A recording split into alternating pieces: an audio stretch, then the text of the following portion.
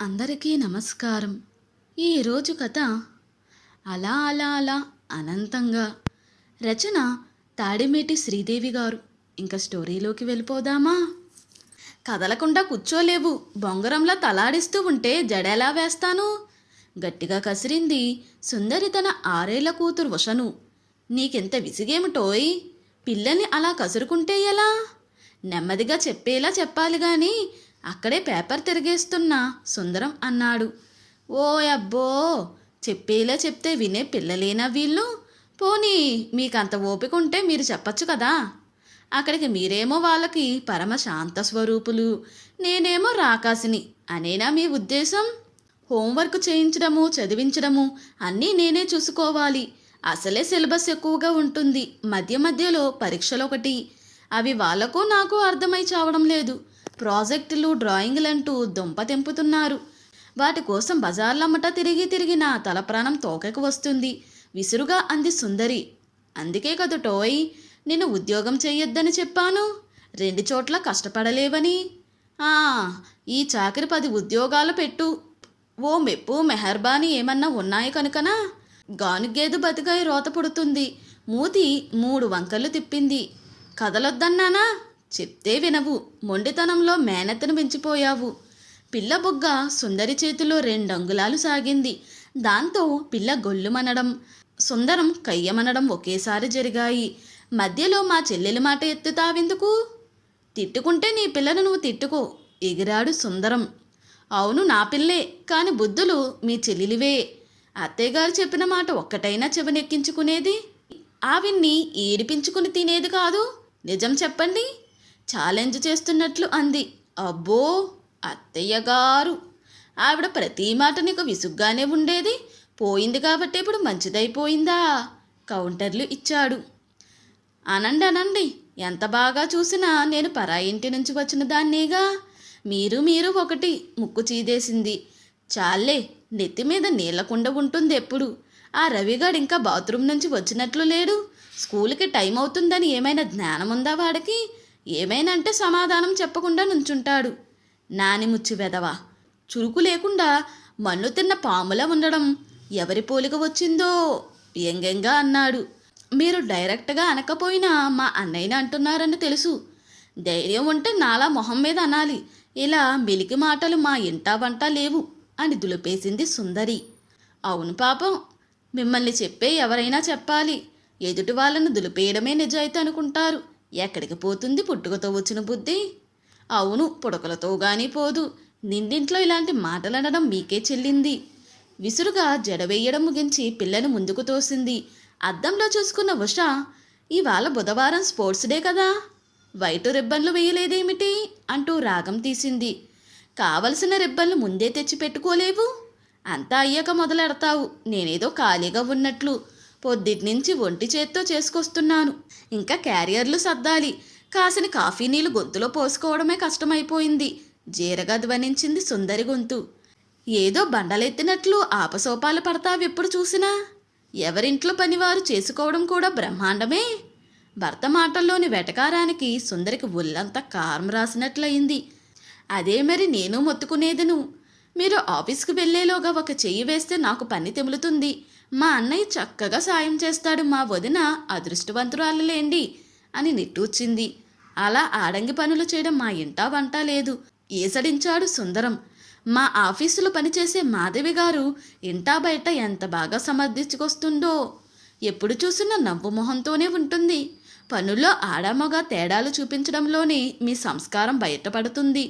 మీరు తెగ పొగిడేస్తున్నారే ఆ మాధవి గారిని. దానికి కారణం ఆవిడ భర్త కృష్ణమూర్తి గారు.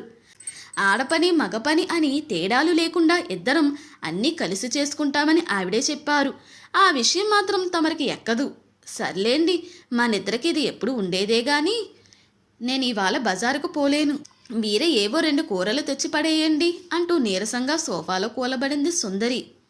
ఏమిటలా అయిపోతున్నావు? జ్వరంగాని వచ్చిందా ఏమిటి? సుందరి మెడ మీద చెయ్యి వేస్తూ ఆతూర్తగా అడిగాడు.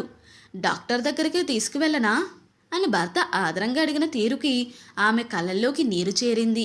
ఛా, ఏమిటిది చిన్నపిల్లలా అంటూ ప్రేమగా దగ్గరకు తీసుకుని కళ్ళొత్తాడు. మరేం లేదు, నేను బానే ఉన్నాను అని సుందరి చెప్తున్నా వినకుండా ఆఫీస్కి ఫోన్ చేసి సెలవు చెప్పేశాడు. కూరగాయలు తెచ్చాడు, వంటలో సాయం చేశాడు. ఆ రోజంతా ఒకరికొకరు అన్నట్లు గడిపారు. చీటికి మాటికి ఒకరినొకరు బాధ పెట్టుకోకూడదు అని నిర్ణయం చేసుకున్నారు. మా అమ్మమ్మ చెప్పేదండి, భార్యాభర్తల తగువులు అద్దం మీద ఆవగింజలాంటివి, ఎంతోసేపు నిలవవు అని అంది సుందరి. అలాగా, నేను ఇంకోటేదో విన్నానే చిలిపిగా అన్నాడు సుందరం. ఏం విన్నారేమిటి అంది సుందరి నవ్వు దాచుకుంటూ. మొగుడు పెళ్ళాల గొడవలన్నీ పడక గదిలో పరిష్కారం అయిపోతాయట. గొప్ప రహస్యం చెప్తున్నట్లు చెప్తున్న భర్తను చూసి కిలకిలా నవ్వింది.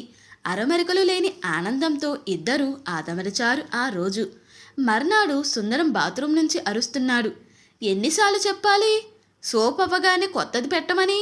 ఇంత బద్ధకం ఏమిటసలు నీకు అంటూ. సోపు ఉందో లేదో చూసుకోకుండా బాత్రూంలో దూరి కూర్చుంటారు. వంట పని, పిల్లల పని చూడనా, మీకన్నీ అందిస్తూ కూర్చోనా? పైగా బద్ధకం అనడం ఒకటి. మిమ్మల్ని ఇలా పెంచి నాకు కట్టబెట్టిన ఆ మహాతల్లిని అనాలసలు. మాటలు జాగ్రత్తగా రాని. మధ్యలో మా అమ్మ ఏం చేసింది? ఎప్పుడూ ఆడిపోసుకుంటూ ఉంటావు, ఇప్పుడు అసలు ఆవిడ ఊసెందుకు? ఆవిడ ఊసెందుకు అంటారేమిటి? మా వాడంత మంచివాడు, బుద్ధిమంతుడు ఇంకొకరు ఉండరని మా వాళ్ళని బుట్టలో వేసింది ఆవిడే కనుక. మా అమ్మాయికి నోట్లో నాలుక లేదు, అమ్మాయికరాలు అని మీ నాన్న చెప్పాడుగా. అంటే ఏమిటిప్పుడు? నేను గయ్యాలినా? నడుం మీద చేతులు వేసుకుంటూ కళ్ళు పెద్దవి చేసింది. నేననడం దేనికి? స్పష్టంగా కనబడుతుంటే. ఇంతకీ సబ్బు తెచ్చావా లేదా? తేక చస్తానా? ఇదిగో జలకాలాడి తొందరగా తెమలిరండి, మళ్ళీ టిఫిన్ చల్లారిపోయిందంటూ అదో గొడవ. అవును పాపం, నా వల్ల నీకెన్ని ఇబ్బందులో మరి. ఉన్నమాటంటే ఉలికెక్కువని ఊరికే అన్నారా? మన పెళ్లిలో మీ వాళ్ళు టిఫిన్ చల్లారిందంటూ ఎంత రాద్ధాంతం చేశారు, మర్చిపోయే సంగతా? అబ్బో, అక్కడికి మీ వాళ్ళు మా అడుగులకు మడుగులొత్తినట్లు మాట్లాడుతున్నావు. మీకు అసలు మర్యాద మన్ను తెలిసి చస్తేగా. ఆగండక్కడ, మా వాళ్ళ మర్యాదలకే వంకలు పెడుతున్నారు. కాశీ ప్రయాణమప్పుడు గడ్డం కింద బెల్లం ముక్క పెట్టిన మా అన్నయ్యకి కాస్త మంచి ప్యాంటు షర్టు పెట్టడానికి మొహం చూసుకున్నారు మీ వాళ్ళు. మీరు మా వాళ్ళకి పెట్టిన బట్టల మాటేమిటి? మంచివాళ్ళు కాబట్టి అల్లరి చెయ్యలేదు. మీరు మీ మంచితనాలు. సుందరిమూర్తి 30 వంకర్లు తిరిగింది. చాలే, ఎక్కువగా తిప్పకు, చూడలేక చస్తున్నా. అవును, ఎందుకు చూడగలుగుతారు? పెళ్ళైన కొత్తలో ఇదే మూతి తెగ ముద్దొచ్చేది. అంతేలేండి, మగవాళ్ళ మనసులు శ్రావణ మేఘాల్లాంటివని ఊరికే అనలేదు. ముక్కు ఎగబీలిచ్చింది సుందరి. శ్రావణ మేఘంలా నువ్వు వర్షిస్తూ నన్నంటావేం? వెక్కిరింపుగా అన్నాడు సుందరం. శ్రావణ మేఘాలు ఎప్పుడు కురుస్తాయో మానతాయో చెప్పలేనట్లు మగాళ్ళ ప్రేమలు కూడా మారిపోతాయట. ఎట్టొచ్చి మా ఆడాలమే వెర్రిమొహాలం ముక్కు చీదేసింది. అయ్య బాబోయ్, ఇప్పుడు కుళాయి విప్పకు, నాకు ఆఫీస్ టైం అయిపోయింది అంటూ గబగబా టిఫిన్ నోట్లో కుక్కుకోవడం మొదలెట్టాడు. నెమ్మదిగా తినండి, పొలమారగలదు కంగారుగా అంటూ మంచినీళ్ళ గ్లాసు తెచ్చి టపీమని ప్లేటు పక్కన పెట్టింది. గడగడా మంచినీళ్ళు తాగి లేచాడు. హెల్మెట్ సోఫాలో పెట్టాను, మర్చిపోకండి.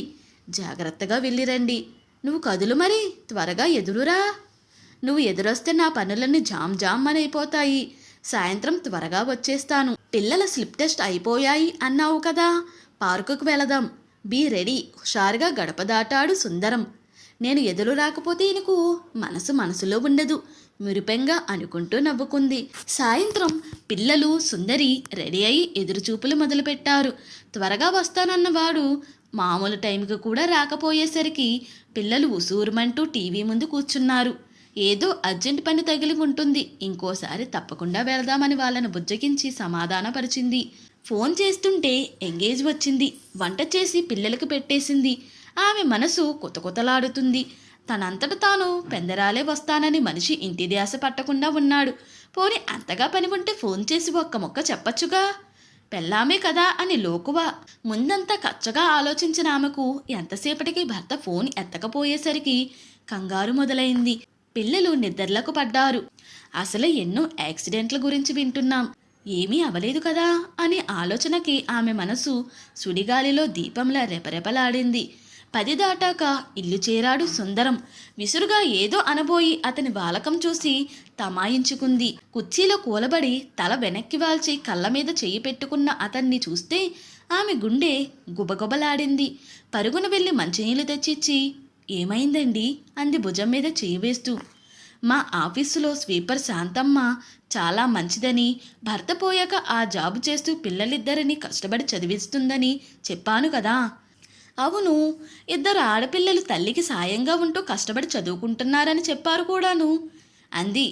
శాంతమ్మ ఇవాళ ఉన్నట్లుండి పడిపోయింది. హాస్పిటల్కి తీసుకెళ్ళాం. ఆమెకి లంగ్ క్యాన్సర్ బాగా ముదిరిపోయిందట. చాన్నాళ్ళుగా దగ్గు వస్తుంటే ఏదో మందు వేసుకుంటూ నెట్టుకొస్తున్నట్లుంది.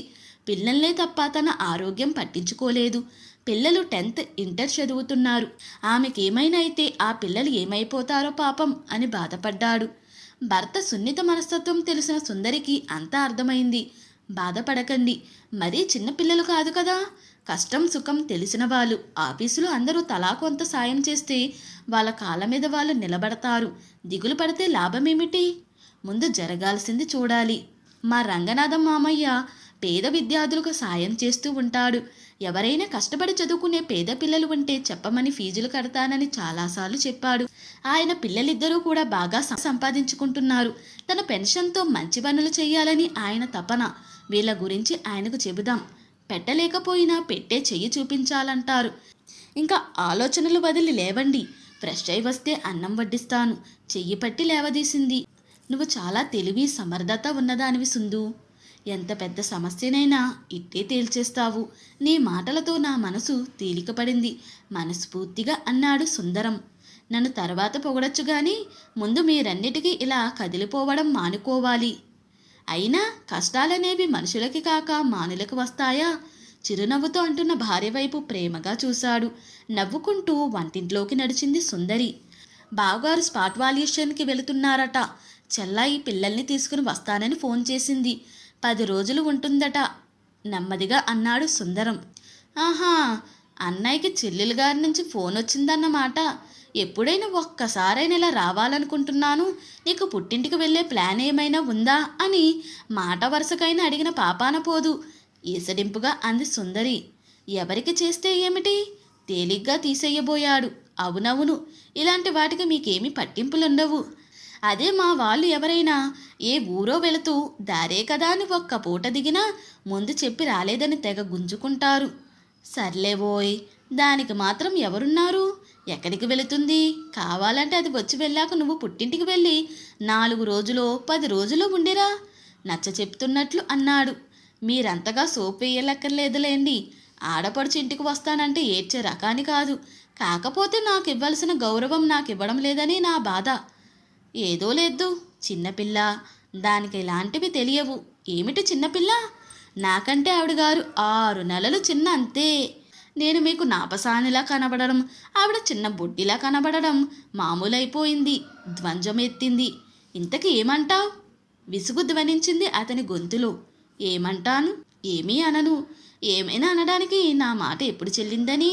వదిన మరదళ్ళన్నాక చీరలు సింగారించుకుని పెళ్ళిళ్ళకి పేరంటాలకి తిరగడమే కాదు, ఒకరికొకరు సాయం చేసుకోవాలి.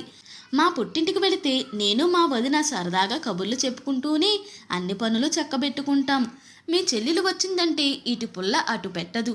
ఎంతసేపు ఆ ఫోన్ పట్టుకుని కూర్చుంటుంది. పిల్లలు కూడా పట్టించుకోదు. ఇక పనమ్మాయి చుట్టాలొచ్చారంటే సరి, ముందే నాగాలు పెడుతుంది. అన్ని పనులు చేయలేక నా నడుం పడిపోతుంది. సుందరి మాటల్లో నిస్సహాయత కనబడింది. ఆమె మాటల్లోని నిజం సుందరం మనసుకు తాకింది. ఈసారి నేను కూడా కొంత సాయం చేస్తాను, సరేనా? ఓదార్పుగా అన్నాడు. సర్లేండి, ఏదో నా బాధ చెప్పానంతే, రానివ్వండి.